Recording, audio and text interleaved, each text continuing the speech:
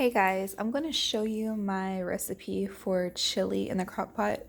It's super easy. You basically just dump everything in there and you leave it for like 6 to 8 hours, and it's so good when you're done.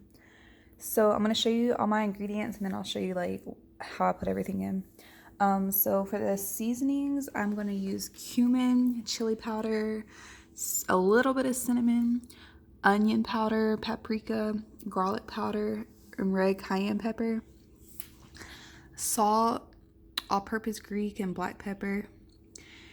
My secret ingredient is dills. I use this in everything almost. And then some beef broth, and a can of Rotel, and then a can of light and dark red kidney beans, a little bit of tomato paste, or if you have tomato sauce, you can do that instead. With the tomato paste, I'm just gonna dilute it a little bit. And I have some onions and peppers that I sauteed, and then a little bit of jalapeno peppers, and of course, ground beef that I've already browned.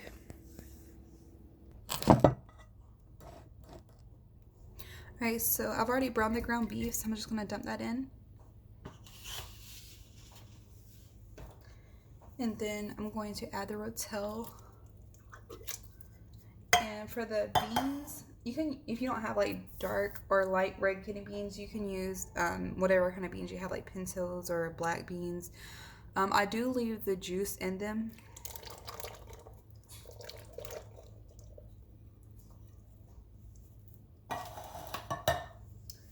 Alright. I do about a tablespoon of jalapeno peppers. If you don't like it spicy, you don't have to put this in there. And if you like it real spicy, then you can add more. Just do all the measurements to your liking, because I don't really measure. The onions and peppers.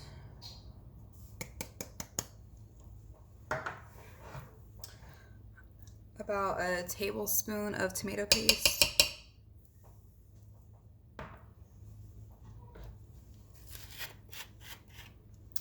And then for the dills, I usually do about 2 cupfuls. Yeah, that should be good. And then beef broth.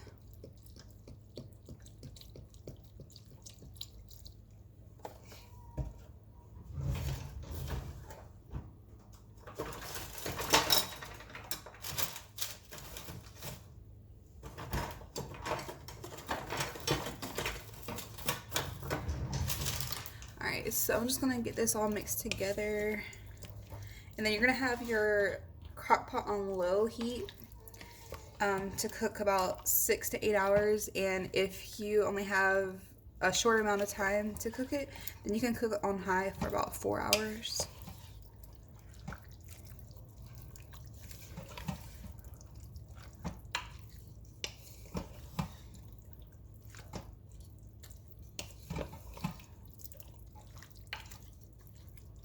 Alright, I'm gonna add a little bit more tomato paste.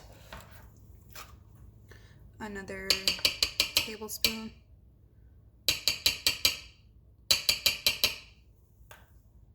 And then a little bit more beef broth.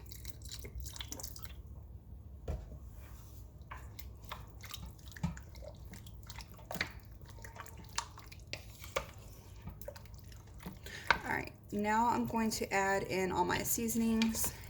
So like I said, just do it to your tasting, like if you like spicy or non-spicy, or salty, non-salty. Just kind of go with what you know. So the cumin, you don't need too much of it, just a little bit.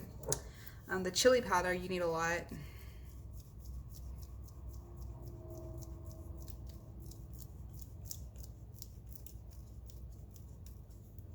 And right when you put everything in, it won't have like its taste that it's gonna have. You know, everything has to marinate together.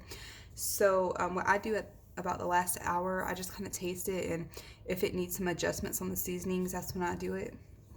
This is the paprika. And then whenever I plate it, I just kind of add a little bit more stuff.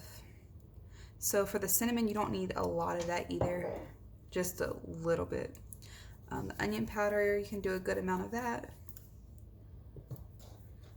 And then, like I said, the red cayenne pepper, depending on your liking. Garlic powder. I love garlic. Black pepper. I love that too.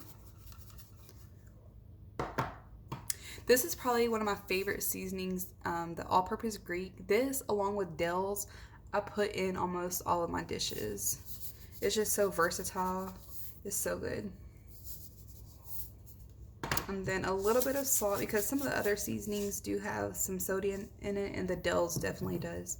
So you don't need a lot of salt. About the day. All right.